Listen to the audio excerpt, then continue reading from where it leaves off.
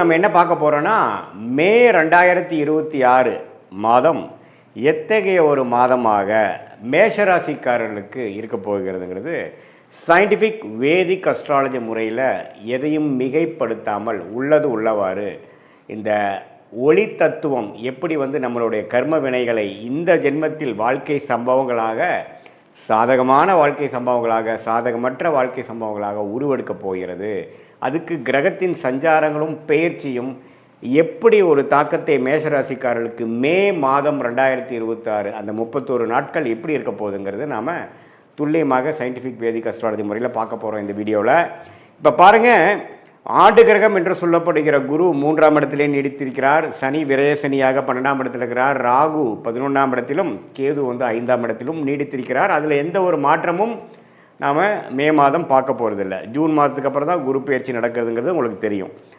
சரி, அப்படி இருக்கும் பொழுது செவ்வாய்ங்கிற அந்த ராசி அதிபதி எப்படி இருக்கிறார் அப்படின்னு பார்த்தா, முதல் 2 வாரத்துக்கு 12ஆம் இடத்துல இருந்து அதுக்கப்புறம் 3வது 4வது வாரத்துக்கு ராசிக்குள்ளேயே செவ்வாய் வரார். சரி, ராசிக்குள்ளே செவ்வாய் வரப்போ யாரோட சேர்றாரு அப்படின்னு பார்த்தா சூரியனோட சேர்றார், புதனோட சேர்றார். சூரியனும் புதனும் ராசிக்குள்ளேயே இருக்கிறார்கள்ங்கிறது நம்ம தெரிஞ்சுக்கணும். 2ஆம் இடத்துல சுக்கிரன் பார்த்திங்கன்னா முதல் 2 வாரத்திலிருந்து 3வது 4வது வாரத்தில் 3ஆம் இடத்துக்கு மாறுறார்.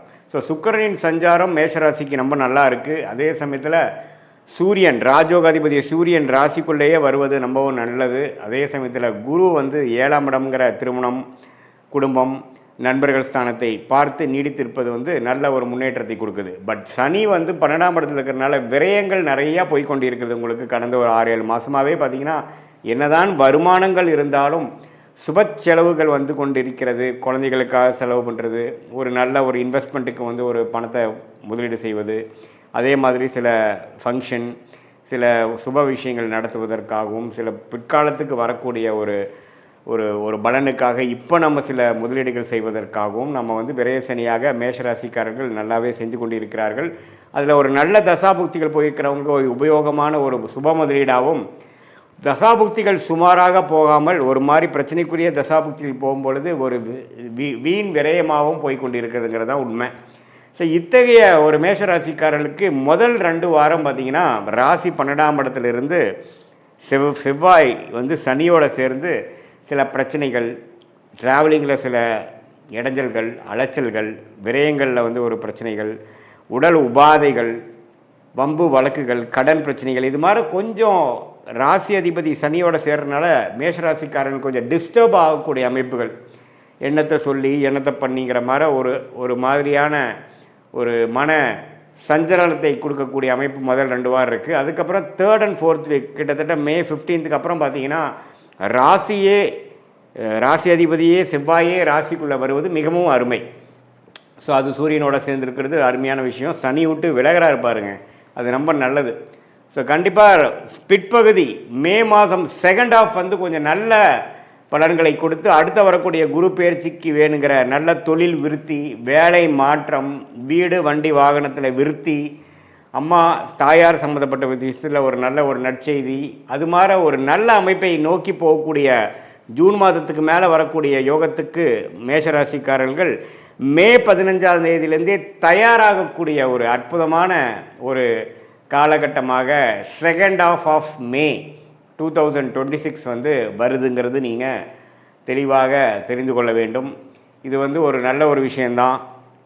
எந்த விதத்துலேயும் பார்த்திங்கன்னா நம்ம ஒரு ஒரு பாதிப்பு இல்லாமல், பணவரவு பிரச்சனை இல்லாமல் வரும். ஏன்னா சுக்கிரனே ரிஷபத்திலிருந்து 15ஆம் தேதிக்கு அப்புறம் மிதுனத்துக்கு போகுது. எல்லாமே கொஞ்சம் நல்ல விஷயங்கள், பெண்கள் விஷயங்கள், சுப செலவுகள், ஆடம்பர விஷயங்கள், அது மாதிரி விஷயங்கள்லாம் நல்லா செலவாகும். அதே சமயத்தில் குடும்பத்தில் கொஞ்சம் நல்ல ஒரு இதுவரை அப்படி இப்படி கொஞ்சம் சங்கடங்களும் மன கருத்து வேறுபாடுகளும் இருந்ததெல்லாம் கொஞ்சம் நீங்கி கொஞ்சம் பேச்சப் ஆகக்கூடிய அமைப்புகள்லாம் கண்டிப்பாக உண்டு. சில பேர்த்துக்கெல்லாம் திருமண விஷயங்கள், மேஷராசிக்காரர்களுக்கு திருமணம் நடக்கக்கூடிய அமைப்புகள், கை கூடக்கூடிய அமைப்புகள் ரொம்ப நாளாக பார்த்துட்டு இருந்து இப்போ அமைஞ்சிருச்சுங்கிற மாதிரி விஷயங்கள்லாம் அடுத்தடுத்து வரக்கூடிய அமைப்புக்கு வேணுங்கிற ஃபவுண்டேஷனான அமைப்புகளை கொடுக்கக்கூடிய ஒரு அருமையான தருணமாக மேஷராசிக்காரர்களுக்கு ஆண்டு கிரகத்தை வைத்து பார்க்கும் பொழுது ராசி அதிபதி சூரியன், புதன், அதுக்கப்புறம் வரக்கூடிய சுக்கிரன், இதெல்லாம் வைத்து பார்க்கும் பொழுது ஓரளவுக்கு அடுத்த வரக்கூடிய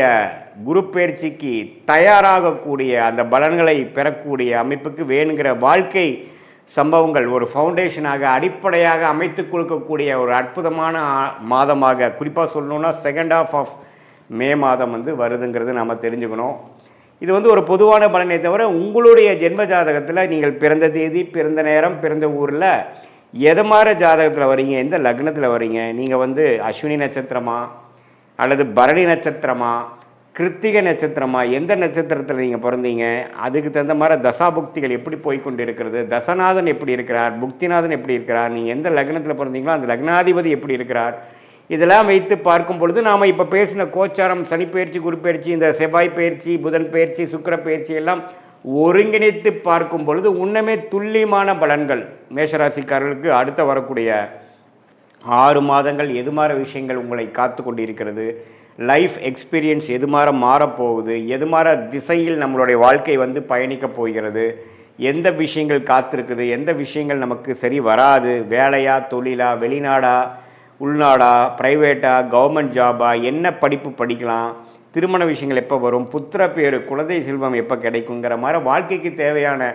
எல்லா இம்பார்ட்டண்ட்டான முக்கியமான விஷயங்களும் நம்மளுடைய இந்திய வேத ஜோதிடத்தில் அடிப்படையான அறிவியல் சார்ந்த சாஸ்திரமான சயின்டிஃபிக் வேதிக் அஸ்ட்ராலஜி முறையில் எதையும் மிகைப்படுத்தாமல், மூட நம்பிக்கையில் போகாமல், பரிகாரங்கள் அது மாதிரி விஷயங்கள்லாம் பேசாமல் உள்ளது உள்ளவாறு நம்மளுடைய அடுத்த வரக்கூடிய ஷார்ட் டேர்ம் எப்படி இருக்குது, அடுத்து வரக்கூடிய லாங் டேர்ம் எப்படி இருக்குது, எது மாதிரி முடிவுகளை எடுக்கலாம், இருக்கக்கூடிய சாய்ஸ், லைஃப் சாய்ஸில் எந்த சாய்ஸ் நம்ம எடுக்கிறது நம்மளுடைய கர்மாக்கு அலைன் பண்ணிக்கக்கூடிய முடிவாக இருக்கும். எந்த மாதிரி விஷயங்களில் போனோம்னா நம்ம எதிர்நீச்சல் போட வேண்டியது இருக்கும், எது மாதிரி லைனில் போனோம்னா நம்ம ஈஸியாக நம்மளுடைய கோலை அச்சீவ் பண்ணி நம்ம என்ன மாதிரி விஷயத்தை நம்ம நோக்கி நம்ம போகிறோமோ அது ஈஸியாக கிடைக்கிறதுக்கு என்ன கர்மா நம்மளை காத்து கொண்டு இருக்கிறது, நம்மளுடைய பிராப்தங்கள் என்ன, நம்மளுடைய தோஷம் என்ன, நம்ம வாங்கி வந்த வரன் என்ன, எந்த கிரகம் நமக்கு அதிகமான நன்மையை கொடுக்கக்கூடிய கிரகமாக நம்மளுடைய ஜாதகத்தில் இருக்குது,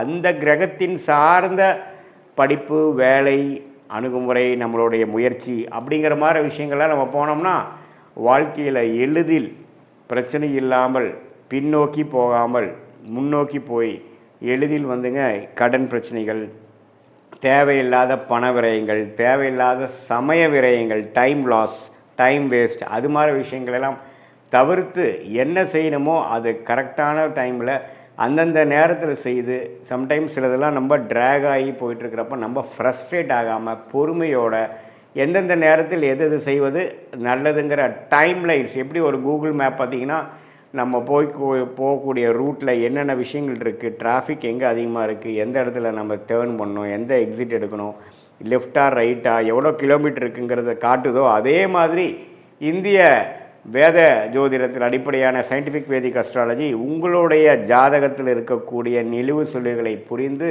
உங்களுடைய பாஸ்ட் லைஃப் என்னங்கிறது நீங்கள் சொல்லும்பொழுது ஆமாம் சார் இப்படி தான் இருந்ததுங்கிறது நீங்களே அக்செப்ட் பண்ணிவிட்டு அடுத்த வரக்கூடிய ப்ரெசென்ட் எப்படி இருக்க போகுது, அடுத்த வரக்கூடிய ஃப்யூச்சர் எப்படி இருக்க போகுது, இப்போ இமீடியட் ப்ரெசென்ட்டு, இமீடியட் ஃப்யூச்சர் எப்படி இருக்க போகுதுங்கிறதெல்லாம் நாம் தீர ஆலோசனை பண்ணி அதுக்கு தகுந்த முடிவுகளை எடுத்து நீங்கள் வாழ்க்கையில் முயற்சி செய்தால் எளிதில் வெற்றி பெற முடியும் என்று சொல்ல விரும்புகிறேன். மீண்டும் மற்றொரு காணொளியில் சந்திப்போம். நன்றி, வணக்கம்.